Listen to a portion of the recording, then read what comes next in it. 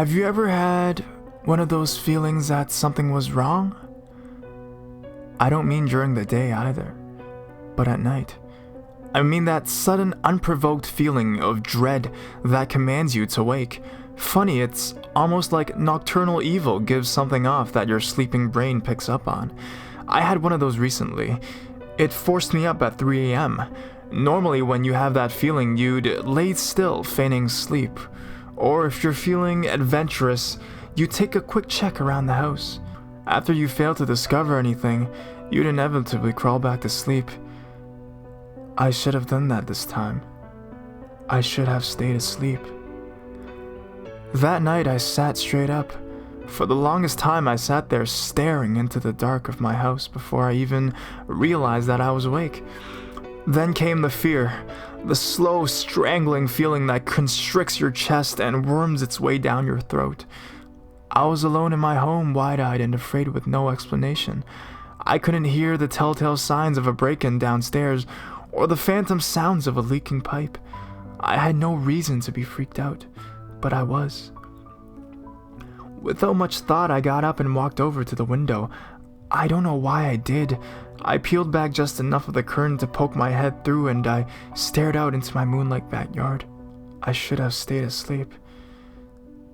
Outside, prancing around my garden, was a clown.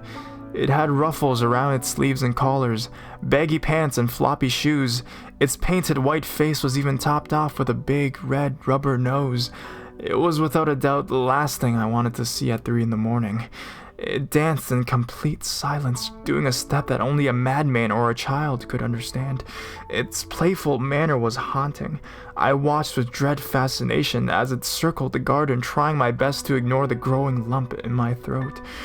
It moved around, pausing occasionally to play with my gardening tools or sniff the budding plants. Then it waltzed over to an oak sapling I had planted and disappeared.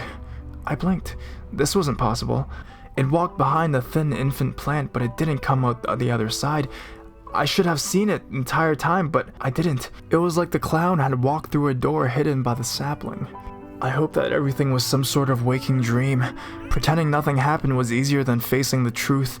The clown came back though. Night after night I watched as it danced around my backyard, and at the end of every night it would vanish the same way. One night it disappeared behind a garden hoe, only for it to appear seconds later behind the lawnmower. Tonight I found it digging a hole in the middle of the yard. I've never seen it do something like this before, and my immediate thought is that the clown is digging my grave. The hole got deeper and deeper as the clown dug until the top of the hole reached its head. Once finished, it stood at the edge of the hole, motionless, when out of nowhere it jerked its head around. My heart pounded so hard that I could taste the copper in my mouth. I'm about to tear away from the curtain when I see it bend down and pluck a flower. The clown put the stem between its teeth and planted the shovel firm into the ground before stretching out pretend suspenders and admiring its work like a farmer. My heart was still racing at this point, but I was just glad it didn't see me. As if the thing read my mind, it turned on its heel and stared right at me. I never thought I'd actually pray for a heart attack. It spit out the flower and ran towards me, its feet flopping to the sides. It stopped a few feet away from the house, grinning at me with filthy orange teeth as it pointed to the hole and waved me over excitedly, like a child showing off a finger painting. Frozen in place, the only thing I could do was furiously shake my head. No. The clown's smile fell and it scratched its head as if confused. Then it walked over to the hole and pointed at it again. I would have told it to fuck off if I could. It stood there for a moment before animatedly acting out its aha moment.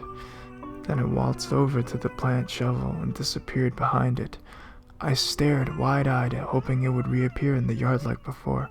I silently prayed for this until the moment I heard my closet creak open. I should have stayed asleep.